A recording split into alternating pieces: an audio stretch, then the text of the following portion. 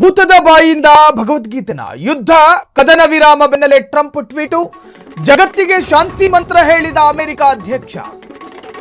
ಯುದ್ಧ ಕದನ ವಿರಾಮ ಘೋಷಣೆಯ ಬೆನ್ನಲ್ಲೇ ಶಾಂತಿಯ ಮಂತ್ರ, ಜಗತ್ತಿಗೆ ಶಾಂತಿ ಮಂತ್ರ ಹೇಳಿದ ಅಮೆರಿಕದ ಅಧ್ಯಕ್ಷ. ಯಾರ ಬಾಯಿಂದ ಎಂತ ಮಾತು. ಇಂದು ವಿಶ್ವ ಶಾಂತಿಗೆ ಒಂದು ಬಹುದೊಡ್ಡ ದಿನ. ಹರ್ಮುಜ್ ಜಲಸಂಧಿಯಲ್ಲಿ ಸಂಚಾರಕ್ಕೆ ಅವಕಾಶ ಸಿಕ್ಕಿದೆ. ಹಡಗುಗಳ ಸಂಚಾರ ಹೆಚ್ಚಳಕ್ಕೆ ಅಮೆರಿಕ ಸಹಾಯ ಮಾಡುತ್ತದೆ. ಇರಾನ್ ಪುನರ್ ನಿರ್ಮಾಣ ಪ್ರಕ್ರಿಯೆ ಪ್ರಾರಂಭಿಸಬಹುದು. ಇದು ಮಧ್ಯಪ್ರಾಚ್ಯದ ಸುವರ್ಣ ಯುಗಕ್ಕೆ ನಾಂದಿ ಹಾಡುತ್ತೆ. ಟ್ವೀಟ್ ಮೂಲಕ ಅಮೆರಿಕ ಅಧ್ಯಕ್ಷ ಟ್ರಂಪ್ ಶಾಂತಿಯ ಮಂತ್ರ. ಇರಾನಿನ ಆಸ್ಪತ್ರೆಯಲ್ಲಿ ಸಣ್ಣ ಸಣ್ಣ ಮಕ್ಕಳಿಗೆ ಟ್ರೀಟ್ಮೆಂಟ್ ಕೊಡುತ್ತಿರುವಾಗಲೇ ಇರಾನಿನ ಶಾಲಾ ಕಾಲೇಜುಗಳಲ್ಲಿ ಮಕ್ಕಳು ಪಾಠ ಕಲಿತಿರಬೇಕಾದ್ರೇನೆ ಇದೇ ಅಧ್ಯಕ್ಷ ಟ್ರಂಪ್ ಹಾಕಿದ ಕ್ಷಿಪಣಿಗಳಿಂದ ಅಲ್ಲಿ ಮಕ್ಕಳೆಲ್ಲರೂ ಕೂಡ ಸತ್ತು ಹೋಗಿದ್ರು. ಆ ಟ್ರಂಪ್ ಅಥವಾ ಅದೇ ಅಧ್ಯಕ್ಷನ ಬಾಯಿಂದ ಇವತ್ತು ಶಾಂತಿಯ ಮಂತ್ರ. ಯುದ್ಧ ನಿಂತಿದೆ. ಹಾರ್ಮುಜ್ ಜಲಸಂಧಿಯಲ್ಲಿ ಹಡಗುಗಳ ಸಂಚಾರ ಪ್ರಾರಂಭ ಆಗುತ್ತೆ.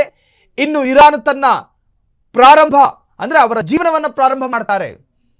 ಕುಸಿದು ಬಿದ್ದ ಕಟ್ಟಡಗಳನ್ನು ಕಟ್ಟುತ್ತಾರೆ, ಕುಸಿದು ಬಿದ್ದ ಆಸ್ಪತ್ರೆಗಳನ್ನು ಕಟ್ಟುತ್ತಾರೆ, ಕುಸಿದು ಬಿದ್ದ ಶಾಲೆಗಳನ್ನು ಕಟ್ಟುತ್ತಾರೆ. ಯಥಾ ಪ್ರಕಾರಕ್ಕೆ ಇರಾನ್ ಬರುತ್ತೆ ಎನ್ನುವಂಥ ಒಂದು ಕರೆ. ಈ ಟ್ವೀಟು ನಿಜಕ್ಕೂ ಕೂಡ ನೋಡಿ, ನಿನ್ನೆಯವರೆಗೂ ಕೂಡ ಘೋರ ರಾಕ್ಷಸನಂತೆ ಗರ್ಜನೆ ಮಾಡ್ತಾ ಇದ್ದಂತಹ ಟ್ರಂಪ್ 5,000 ವರ್ಷಗಳ ನಾಗರಿಕತೆಯನ್ನೇ ಹೊಸಕ ಹಾಕ್ತೀವಿ ಅಂತ ಹೇಳಿ ಥ್ರೆಟ್ ಮಾಡಿದ್ದಂತಹ ಟ್ರಂಪ್ ಬಾಯಲ್ಲಿ ಇವತ್ತು ಶಾಂತಿಯ ಮಂತ್ರ. ಇದೇ ಡೊನಾಲ್ಡ್ ಟ್ರಂಪ್ ಮಾಡಿದಂತಹ ಟ್ವೀಟು ಇರಾನ್ ಅನ್ನ ಬಾಸ್ಟರ್ಡ್ ಅಂತೇಳಿ ಸಂಬೋಧಿಸಿತ್ತು. ಬಾಸ್ಟರ್ಡ್ ಅಕ್ರಮ ಸಂತತಿಗಳು ಅಂತ.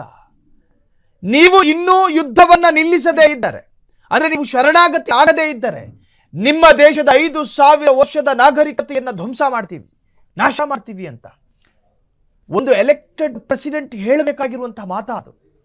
ಜಗತ್ತು ಅಚ್ಚರಿಯಿಂದ ನೋಡ್ತು. ಡೊನಾಲ್ಡ್ ಟ್ರಂಪ್ ಅನ್ನ ಬಾಯಿಗೆ ಬಂದ ಹಾಗೆ ಮಾತನಾಡ್ತೀರಿ. ನಿಮ್ಮ ಮೆದುಳಿಗೂ ನಾಲಿಗೆಗೂ ಕನೆಕ್ಷನ್ ಇಲ್ವಾ? ಒಬ್ಬ ಎಲೆಕ್ಟೆಡ್ ಅಧ್ಯಕ್ಷ, ನೀವು ಚುನಾಯಿತ ಪ್ರತಿನಿಧಿ ಅಲ್ವಾ? ಅಮೆರಿಕದ ಸಂಸದರು ತಿರುಗಿ ಬಿದ್ರು ಟ್ರಂಪ್ ವಿರುದ್ಧ. ನಿಮ್ಮ ನಾಲಿಗೆಯ ತುದಿಯಲ್ಲಿ ರಾಕ್ಷಸೀಯ ಪದಗಳನ್ನ ಹೊರಡಿಸಬೇಡಿ. ನೀವು ನಿಮ್ಮ ಅಧಿಕಾರವನ್ನು ದುರುಪಯೋಗ ಪಡಿಸ್ಕೋಬೇಡಿ. ಅಮೆರಿಕದ ಅಧ್ಯಕ್ಷರಾಗಿ ಅಮೆರಿಕದ ಶಾಂತಿ ಮತ್ತು ಕಾನೂನು ಮತ್ತು ನಿಯಮಗಳನ್ನು ಪಾಲನೆ ಮಾಡಬೇಕು. ಅಮೆರಿಕದ ನಾಶಕ್ಕೆ ನೀವು ತೀರ್ಮಾನ ಮಾಡ್ತಾ ಇದ್ದೀರಿ ಎನ್ನುವಂಥ ಅರ್ಥದಲ್ಲಿಯೂ ಕೂಡ ಡೊನಾಲ್ಡ್ ಟ್ರಂಪ್ ವಿರುದ್ಧ ಆಕ್ರೋಶಗಳು ವ್ಯಕ್ತವಾಯಿತು. ಒಟ್ಟಾರೆ ಈಗ ಇರಾನ್ ಮತ್ತು ಅಮೆರಿಕದ ನಡುವಿನ ಕದನ ವಿರಾಮದ ಬೆನ್ನಲ್ಲೇ ಜಗತ್ತಿಗೆ ಶಾಂತಿಯ ಮಂತ್ರವನ್ನ ಹೇಳಿದ್ದಾರೆ ಅಮೆರಿಕದ ಅಧ್ಯಕ್ಷ. ಇವತ್ತು ವಿಶ್ವ ಶಾಂತಿಗೆ ಒಂದು ಬಹುದೊಡ್ಡ ದಿನ. ಹಾರ್ಮುಜ್ ಜಲಸಂಧಿಯಲ್ಲಿ ಸಂಚಾರಕ್ಕೆ ಅವಕಾಶ ಸಿಕ್ಕಿದೆ. ಹಡಗುಗಳ ಸಂಚಾರದ ಹೆಚ್ಚಳಕ್ಕೆ ನಾವು ಸಹಾಯ ಮಾಡ್ತೀವಿ ಅಂತ ಹೇಳಿ ಅಮೆರಿಕ ಹೇಳುತ್ತಾ ಇದೆ. ಒಂದು ಕಡೆ ನ್ಯಾಟೋದಲ್ಲಿ ಗುರುತಿಸಿಕೊಂಡಿರತಕ್ಕಂಥ ಅಷ್ಟು ರಾಷ್ಟ್ರಗಳು ಅಮೆರಿಕದ ವಿರುದ್ಧ ನೀವು ನಮಗೆ ಮಾಹಿತಿ ಕೊಡದಲೇ ಇರಾನ್ ಮೇಲೆ ದಾಳಿ ಮಾಡಿದ್ದೀರಿ, ಹಾಗಾಗಿ ನಾವು ನಿಮ್ಮ ಸಹಾಯಕ್ಕೆ ಬರೋದಕ್ಕೆ ಸಾಧ್ಯ ಇಲ್ಲ ಅಂತ ಹೇಳಿ ಈ ಹಿಂದೆ ಹಾರ್ಮುಜ್ ಜಲಸಂಧಿಯ ಬಿಕ್ಕಟ್ಟು ಸಂದರ್ಭದಲ್ಲಿ ಹೇಳಿತ್ತು ನ್ಯಾಟೋದಲ್ಲಿ ಗುರುತಿಸಿಕೊಂಡಂತಹ ಅಷ್ಟು ರಾಷ್ಟ್ರಗಳು. ಸೊ ಈಗ ಇರಾನ್ ಪುನರ್ನಿರ್ಮಾಣ ಪ್ರಕ್ರಿಯೆ ಪ್ರಾರಂಭಿಸಬಹುದು.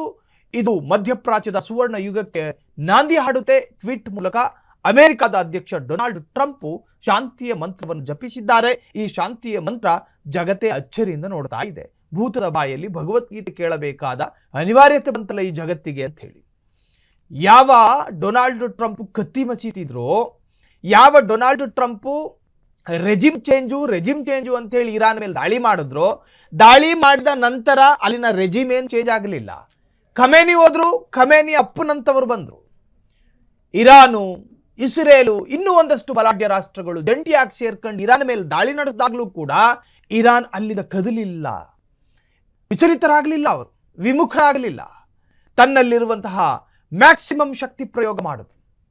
ಇದಾದ ನಂತರ ಅಮೆರಿಕಕ್ಕೂ ಗೊತ್ತಾಯಿತು ಇರಾನ್ ಬಗ್ಗುವಂತೆ ಕಾಣುತ್ತಿಲ್ಲ, ಶರಣಾಗತಿ ಆಗುವಂತಹ ಮನಸ್ಥಿತಿ ಅವರಲ್ಲಿಲ್ಲ.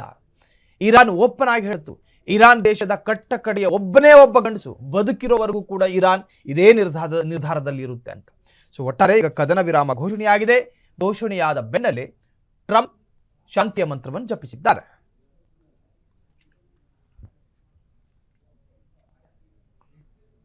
ಮಧ್ಯಪ್ರಾಚ್ಯದ ಸುವರ್ಣ ಯುಗಕ್ಕೆ ನಾಂದಿ ಹಾಡುತ್ತೆ ಅಂತ ಹೇಳಿ ಡೊನಾಲ್ಡ್ ಟ್ರಂಪ್ ಹೇಳಿರ್ತಕ್ಕಂತಹ ಸ್ಟೇಟ್ಮೆಂಟು ಅಥವಾ ಅವರು ಮಾಡಿರುವಂತಹ ಟ್ವೀಟು ಈಗ ಜಗತ್ತಿನೆಲ್ಲೆಡೆ ಚರ್ಚೆಗೆ ಕಾರಣವಾಗಿದೆ.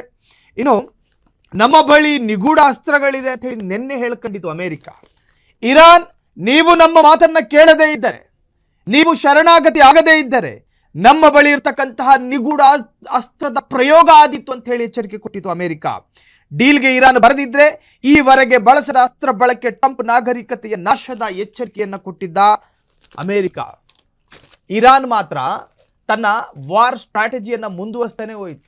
ಕೇವಲ 18 ಲಕ್ಷ ರೂಪಾಯಿ ಖರ್ಚಾಗಬಹುದಾದ ಡ್ರೋನ್ಗಳನ್ನು ಪ್ರಯೋಗ ಮಾಡಿ ಅಮೆರಿಕಾದ ಕೋಟ್ಯಾಂತರ ರೂಪಾಯಿ ಖರ್ಚು ಮಾಡಿ ಮಾಡಲ್ಪಟ್ಟ ಡ್ರೋನ್ಗಳು ಅದನ್ನು ಉಡೀಸ್ ಮಾಡಿತ್ತು. ಇರಾನ್ ಏನೋ ಕಳಿಸ್ತಾ ಇದೆ ಅಂತ ಹೇಳಿ ಅದನ್ನು ಧ್ವಂಸ ಮಾಡೋದಕ್ಕೆ ಡಿಫೆನ್ಸ್ ಸಿಸ್ಟಮ್ ಭಾಗವಾಗಿ ಅಮೆರಿಕ ಪ್ರತಿದಾಳಿ ನಡೆಸ್ತಾ ಇತ್ತು. ಆ ಪ್ರತಿದಾಳಿಯಲ್ಲಿ ಧ್ವಂಸ ನಾಶ ಆಗಿದ್ದು ಅಮೆರಿಕದ ಕೋಟ್ಯಾಂತರ ಮೌಲ್ಯದ ಕ್ಷಿಪಣಿಗಳು. ಸೊ ಈ ಎಲ್ಲ ಬೆಳವಣಿಗೆಗಳನ್ನು ನೋಡ್ತಾ ಇದ್ರೆ ಅಮೆರಿಕ ಮತ್ತೊಮ್ಮೆ ಪ್ರತಿದಾಳಿ ನಡೆಸೋದು ಸಂಶಯ. ಇರಾನ್ ಜೊತೆಗಿನ ಈ ಒಪ್ಪಂದ ಅಥವಾ ಇರಾನ್ ಜೊತೆಗಿನ ಈ ಕದನ ವಿರಾಮ ನಿಜಕ್ಕೂ ಕೂಡ ಜಗತ್ತಿನಲ್ಲಿ ಬದಲಾವಣೆಗಳಾಗ್ತಾವ. ಕ್ಷಣ ಕ್ಷಣದ ಸುದ್ದಿಗಳಿಗಾಗಿ ಫ್ರೀಡಂ ಟಿವಿ ಸಬ್ಸ್ಕ್ರೈಬ್ ಮಾಡಿ, ಲೈಕ್ ಮಾಡಿ ಹಾಗೂ ಫಾಲೋ ಮಾಡಿ.